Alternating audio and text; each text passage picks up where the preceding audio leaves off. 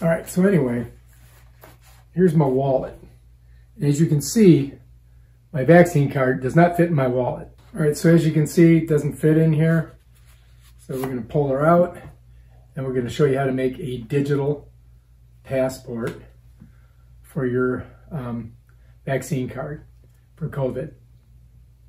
All right, here we go. All right, so anyway, I've got my vaccine record card here, and I've covered up all the pertinent information because you guys don't need to know that. So what I'm going to do is I'm going to go to Notes on my iPhone 12. I'm going to click that. I'm going to go down to the very bottom. I'm going to click this box with a pencil in it. It's going to give me this other page, and in this page you're going to see there's a little camera. I'm going to click that, and I'm going to go to Scan Document. Then what I want to do is get right over it, and it's automatically going to do it. And then if I like that, I can just hit Save. And now that's done. Now I got to come up here. I'm going to hit Done. Okay?